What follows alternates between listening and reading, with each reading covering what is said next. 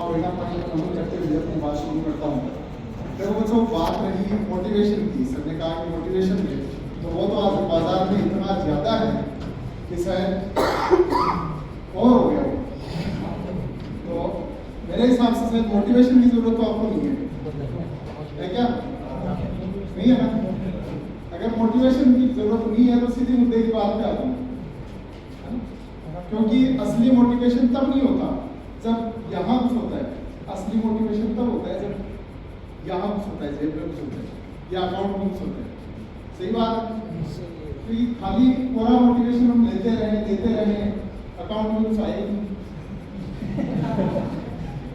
समझो सी बात है भाई, आपने खूब कोचिंग ज्वाइन कर ली, खूब मोटिवेशन सेमिनार देख लिए, खूब संदीप माहेश्वरी के, विवेक बिंद्रा के, पता नहीं कौन से मोटिवेशनल ग्रुप हैं उनके सेमिनार सुन लिए, खूब स्पीच सुनते हैं, लेकिन वो मोटिवेशन कितनी देर काम आता है?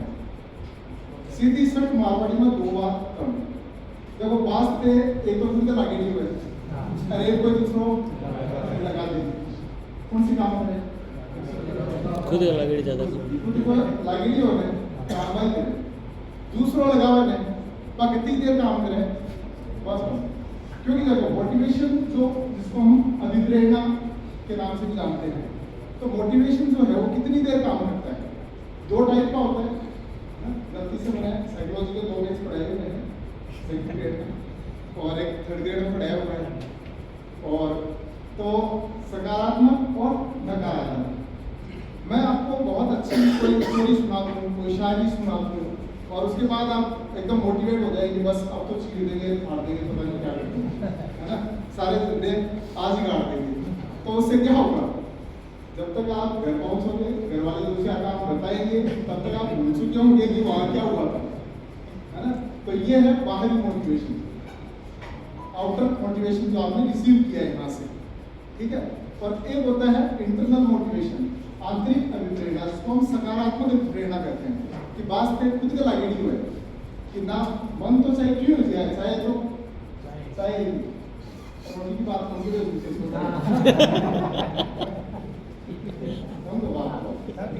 चाहे तो बात में मते है जिसे, तो इम्पोर्टेंट क्या है? लक्ष्य लक्ष्य प्राप्त करना महत्वपूर्ण है, लेकिन ये अक्सर हम सुनते हैं कि लक्ष्य को ध्यान में रखो, चिड़िया की आंख होनी चाहिए, ये होना चाहिए, वो होना चाहिए, सब है, लेकिन करना कैसे? इम्पोर्टेंट ये है। ज्यादा मैं बाहरी मोटिवेशन की बात नहीं करूंगा, अपनी खुद की जो यात्रा अब तक रही मेरी, उसी के बारे में बात कर रहा हूँ। 2008 में मैंने थर्ड ग्रेड का एग्जाम दिया था, 3 नंबर से फेल हो गया। तब मुझे समझ में आया कि मैंने गलती क्या की। ये बहुत महत्वपूर्ण चीज है। ये इम्पोर्टेंट नहीं है कि आप पढ़ते क्या हो, ये इम्पोर्टेंट है कि आप पढ़ते कैसे हो। आपको क्या लगता है, किसी भी विज्ञप्ति जो जारी होती है, किसी भी वैकेंसी के लिए बच्चे कोचिंग नहीं करते?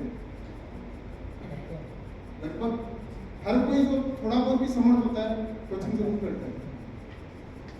क्या उनके पास वो गाइड नहीं होती तो आपके पास है? क्या लगता है? वो मैटर भी होता है, सिलेबस भी सेम है, पेपर भी सेम ही आएगा, है ना? सब कुछ सेम है। इवन ऐसा भी हो जाता है कि टीचर भी सेम नहीं, एक ही क्लास के सारे बच्चे सफल नहीं होते, ठीक है? लेकिन फिर भी कुछ सफल हो रहे हैं, कुछ असफल हो रहे हैं। रीजन क्या है? इंपॉर्टेंट ये नहीं है कि आप क्या पढ़ते हो, इंपॉर्टेंट ये नहीं है आप कहाँ पढ़ते हो, और ये भी महत्वपूर्ण नहीं है कि आप किससे पढ़ते हो, बल्कि इंपॉर्टेंट ये है कि जो जिससे आप पढ़ रहे हो उस पे और अपने आप पे, दो पे विश्वास हो और वो तरीका आप समझो जिससे सफलता मिलती है। क्योंकि मैटर से सफलता नहीं मिलती, कोचिंग से सफलता नहीं मिलती। तो आप हो सकता है आप सोच रहे होंगे, है ना, बुलाया क्या करो ऐसा नहीं है। मुद्दे को समझो, बात को समझो। कोचिंग, केवल कोचिंग सफलता नहीं दिला सकती, लेकिन आपने एक लाइन सुनी है ना कि पैसा खुदा नहीं होता, लेकिन खुदा की कसम खुदा से कम भी नहीं होता, है ना? तो वही चीज है कि कोचिंग सिलेक्शन नहीं देती, लेकिन सिलेक्शन से कुछ कम भी नहीं देती।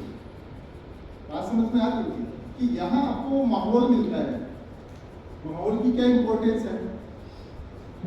एक छोटा सा एग्जांपल दूंगा।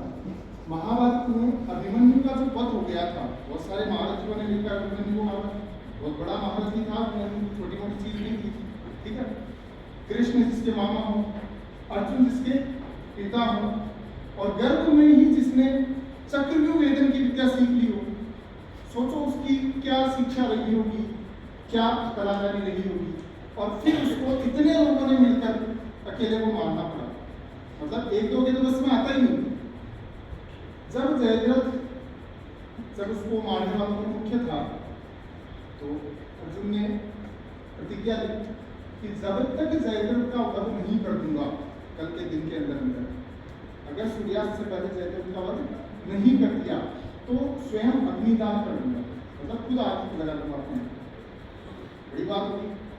अब टेंशन पांडवों को ज्यादा होगी, कौरवों को कम होगी। कौरवों को लगा कि एक दिन की बात है, कहीं भी छिपा देंगे। खूब कोशिश की, छिपा दिया। दोपहर तक दूर दूर तक जयद्रथ दिखाई नहीं देगा। समस्या गंभीर हो गई कि जब तक जयद्रथ मारा ही नहीं जाएगा तो प्रतिज्ञा टूट गई।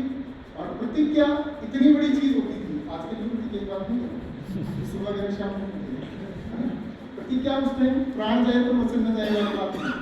अगर प्रतिज्ञा टूट गई तो आत्मदान कर लेगा। हुआ गया तो सारे पांडव टेंशन में आ गए, क्या होगा, कैसे होगा।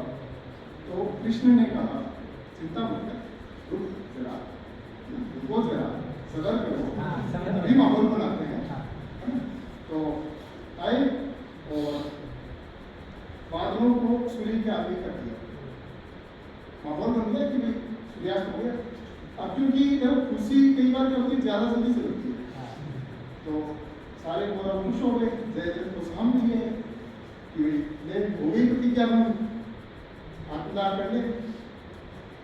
बादल जैसे हटाया, इधर अर्जुन को इतना ही था, अर्जुन ने बाण चलाया, प्रतिज्ञा पूरी हुई, जयद्रथ का वध हो गया।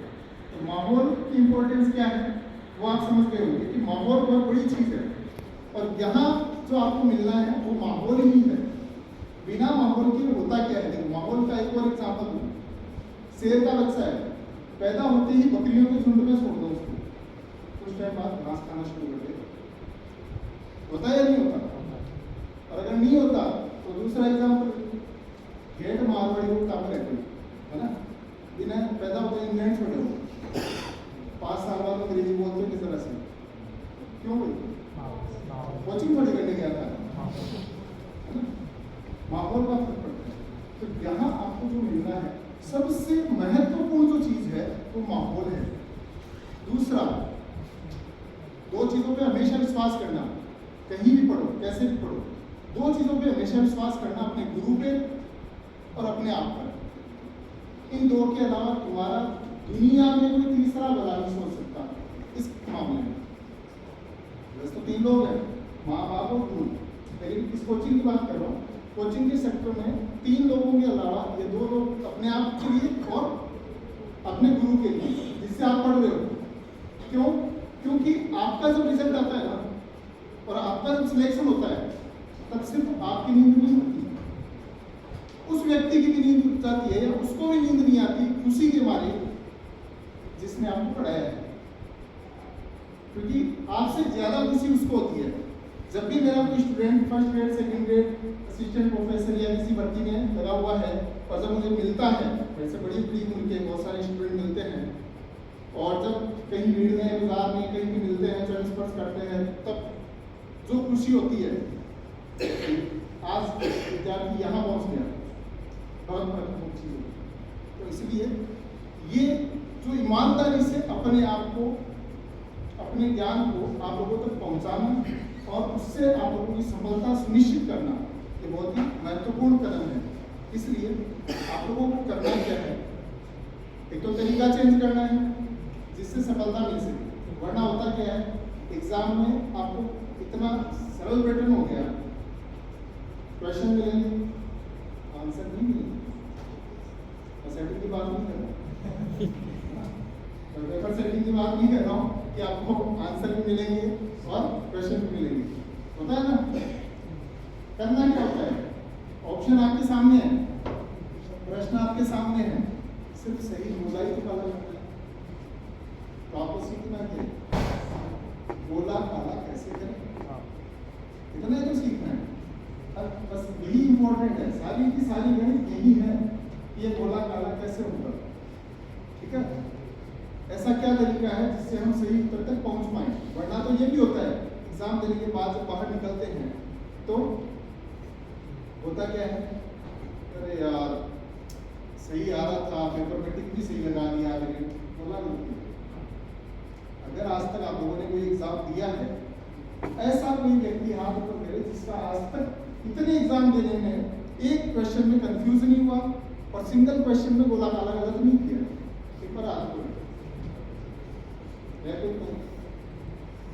है कोई भी बात हो ऐसा।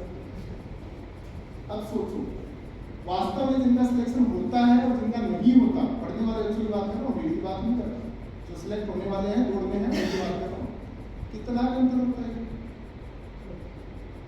एक या दो क्वेश्चन, 2 नंबर 3 नंबर 4 नंबर, इससे ज्यादा अगर और ज्यादा अंतर बढ़ा है तब तो तैयारी कैंसिल होगी। तो इसलिए क्योंकि पूर्व वक्ताओं ने काफी कुछ बता दिया, प्रवीण जी ने आपको बहुत कुछ बता दिया है ना, तो ज्यादा कुछ मोटिवेशन स्पीच नहीं दूंगा आपको।